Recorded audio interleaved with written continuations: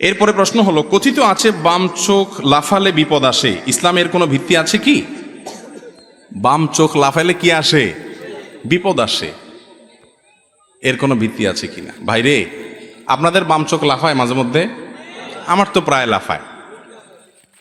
কই, আমি তো দেখি না যে বাম চোখ লাফানোর পর কোনো বিপদ আসছে। যদি কখনো কারোর বাম চোখ লাফানোর পরে বিপদ আসে, যদি কোনো বিপদ আসে, তো বুঝতে হবে এটা চোখ না লাফাইলেও আসতো, ডান চোখ লাফাইলেও আসতো, শরীর গোটাটা লাফাইলেও আসতো। বুঝতে পারছেন কথা? মুসলমান কখনো এই সমস্ত আলতু ফালতু কথা বিশ্বাস করতে পারে না যেটার কোনো ভিত্তি নাই, না বৈজ্ঞানিক কোনো ভিত্তি আছে, গবেষণা দ্বারা প্রমাণিত, না কোরআন হাদিস দ্বারা প্রমাণিত। এরকম ফালতু কুসংস্কারে বিশ্বাসী কোনো মুসলমান হতে পারে না। বাম চোখটা একটু লাফাচ্ছে, বলে রে কোন বিপদ আসে রে।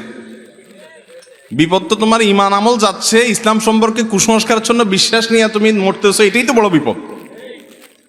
অতএব চোখ যদি বামটা লাফায়, চোখে বলবেন আরো জোরে লাফা, কিচ্ছু হবে না ইনশাআল্লাহ।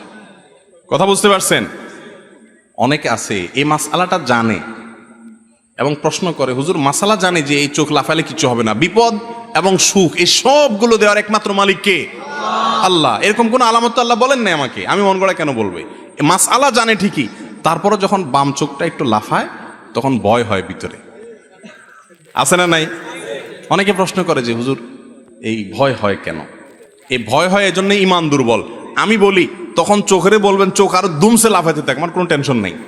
এরপর যদি কোনো বিপদ আসেও নিজেরে বলবেন যে অবশ্যই এই বিপদ আমার কপালে আগে থেকে লেখা ছিল তাই আসছে, চোখের লাফানোর সাথে এর কোনো সম্পর্ক নাই। চোখ তোমার 14 গোষ্ঠী সহ একসাথে নাচতে থাকে, কোনো কিছু হবে না আমার ইনশাআল্লাহ। আল্লাহ তাআলা আমাদেরকে সমস্ত কুসংস্কার থেকে বেঁচে থাকার তৌফিক দান করুন।